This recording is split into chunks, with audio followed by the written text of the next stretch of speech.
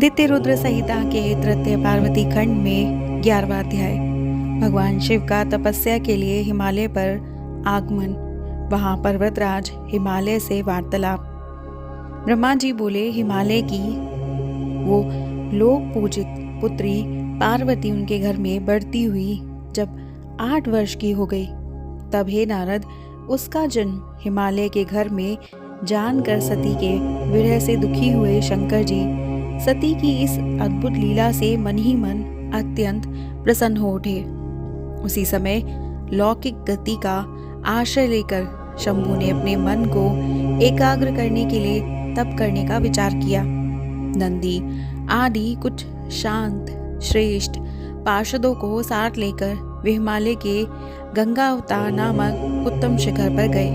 हे मुने, जहाँ पूर्व काल में ब्रह्मधाम से प्रवाहित होकर समस्त पाप राशि का विनाश करने के लिए परम पावनी गंगा गिरी थी, जितेंद्रिय हरण्य वहीं रहकर तपस्या आरंभ की। वे आलस्य का त्याग कर चेतन ज्ञान स्वरूप नित्य ज्योतिर्मय निरामय जगन्मय चिदानंद स्वरूप देतहीन तथा आश्रय रहित अपने आत्मभूत परमात्मा का एकाग्र भाव से चिंतन करने लगे।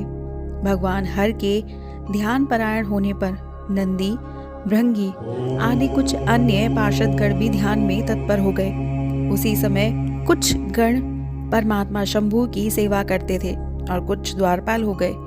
वे सबके सब मौन रहते थे और कुछ नहीं बोलते थे। इसी समय गिरिराज हिमालय उस औषधि शिखर पर भगवान शंकर का आगमन सुनकर आदर पूर्वक वहां गए। अपने गणों सहित गिरिराज ने प्रभु रुद्र को प्रणाम किया, उनकी पूजा की और अत्यंत प्रसन्न हो हाथ जोड़कर वे शिव जी की स्तुति करने लगे।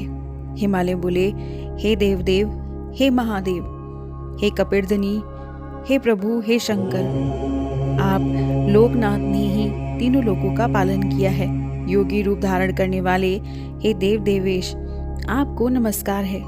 निर्गुण सगुण तथा विहार करने वाले आपको नमस्कार है। हे शंभु, आप कैलाशवासी सभी लोकों में विचरण करने वाले लीला करने वाले त्रिशूलधारी परमेश्वर को नमस्कार है। सभी प्रकार से परिपूर्ण गुणों के आकार विकार रहित सर्वथा इच्छा रहित होते हुए भी इच्छा वाले तथा धैर्यवान आप परमात्मा को नमस्कार है। हे जनवत्सल, हे त्रिगुणाधीश, हे मायापते, बाहरी भोगों को ग्रहण न करने वाले आप पर ब्रह्मा परमात्मा को नमस्कार है। हे भक्त प्रिय, आप ब्रह्मा विष्णु आदि के द्वारा सेव्य ब्रह्मा विष्णु स्वरूप तथा विष्णु ब्रह्मा को सुख प्रदान करने वाले हैं, आपको नमस्कार है। हे तपोरत, हे तपस्थान, आप उत्तम तपस्या का फल प्रदान करने वाले तपस्या से प्रेम करने वाले शांत तथा ब्रह्म स्वरूप हैं, आपको नमस्कार है। व्यवहार तथा लोकाचार करने वाले आप सगुण परेश परमात्मा को नमस्कार है। हे महेश्वर, आपकी लीला को कोई नहीं जान सकता और ये साधुओं को सुख देने वाली है।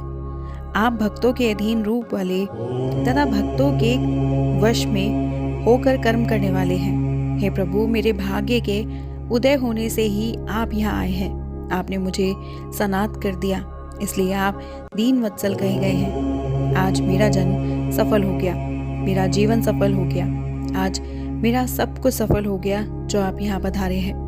हे महेश्वर, मुझे अपना दास समझकर निसंकोच आज्ञा दीजिए। मैं अनन्य बुद्धि होकर बड़े प्रेम से आपकी सेवा करूंगा।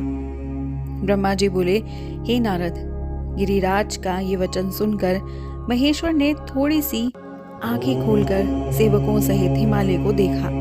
सेवकों सहित गिरिराज को उपस्थित देखकर ध्यान योग में स्थित हुए जगदीश्वर वृषभध्वज मुस्कुराते हुए कहने लगे।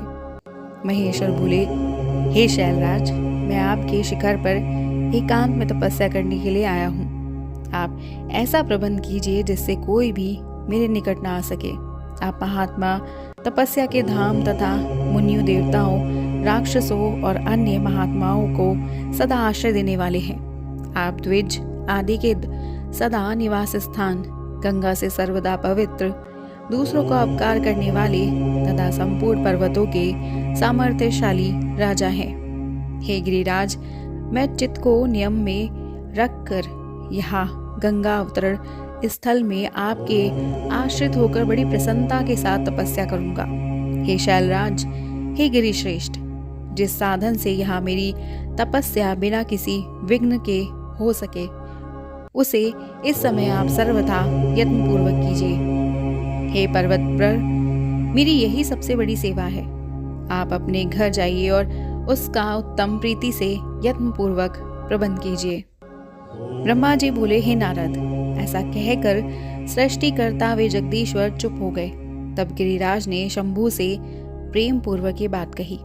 हिमालय बोले, हे जगन्नाथ, हे परमेश्वर, आज मैंने आपका स्वागत पूर्वक पूजन किया है। यही मेरे लिए महान सौभाग्य की बात है। अब मैं अपने देश में उपस्थित आपसे क्या प्रार्थना करूं? हे महेश्वर, बड़े बड़े यत्न का आश्रय ले लेने वाले देवता लोग महान तप के द्वारा भी आपको नहीं पाते। वे आप स्वयं उपस्थित हो गए हैं।